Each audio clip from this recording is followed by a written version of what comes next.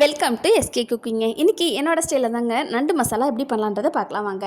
அதுக்கு ஒரு பேனில் ஒரு 3 டேபிள் ஸ்பூன் எண்ணெய் விட்டுருக்கேங்க.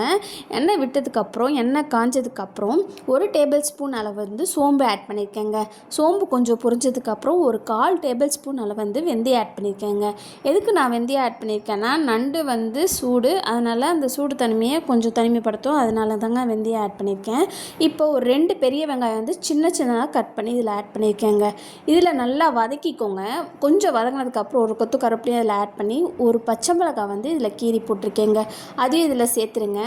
இதில் பார்த்தீங்கன்னா நான் இஞ்சி பூண்டு பேஸ்ட்டு வந்து இந்த நண்டு மசாலாவுக்கு நான் ஆட் பண்ணலைங்க.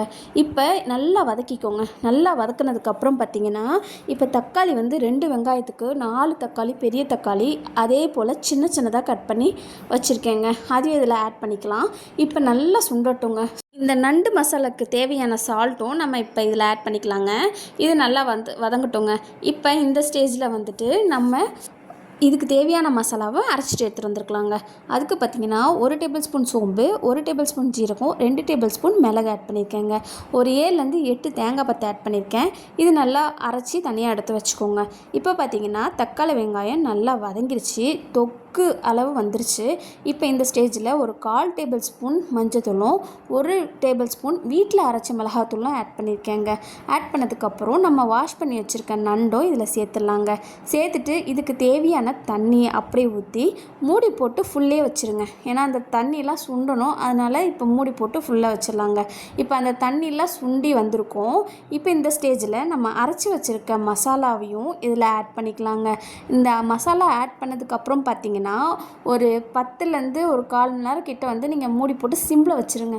ஏன்னா அப்போ தான் நம்மளோட நண்டோட மசாலாலாம் இந்த நண்டுக்குள்ளே நம்ம அரைச்சி வச்ச மசாலா நல்லா ஊறி போயிருக்குங்க, டேஸ்ட்டாகவும் இருக்கும். அப்போ வந்து அந்த எண்ணெய் பிரிஞ்சு தனியாக வருங்க. ஒரு 1/4 மணி நேரம் சிம்மில் வச்சிங்கன்னா தான் அந்த மசாலாலாம் உள்ளே இறங்கி சாப்பிட்றதுக்கும் சூப்பராக இருக்குங்க. இப்போ அதே போல் வந்துட்டு நான் ஒரு 20 நிமிஷம் கிட்டங்க சிம்மில் வச்சுட்டேங்க. சிம்மில் வச்சு எடுத்து பார்த்திங்கன்னா நம்மளோட நண்டு மசாலா சூப்பராக ரெடி ஆகிடுச்சிங்க. இது வந்து ரச சாதத்துக்கு நீங்கள் தொட்டு சாப்பிட்டாலும் நல்லாயிருக்கும், இந்த மசாலா சாப்பாடில் போட்டு சாப்பிட்டாலும் நல்லாயிருக்குங்க. சளி இருந்தாலும் இந்த நண்டு மசாலா கொடுத்திங்கன்னா சளியும் கொஞ்சம் முறிஞ்சு போயிடுங்க. இந்த வீடியோ பிடிச்சிருந்தா லைக் பண்ணுங்கள், ஷேர் பண்ணுங்கள், கமெண்ட் பண்ணுங்கள், சப்ஸ்கிரைப் பண்ணுங்கள், கூடவே பெல் பட்டனை கிளிக் பண்ணுங்கள். பாய்.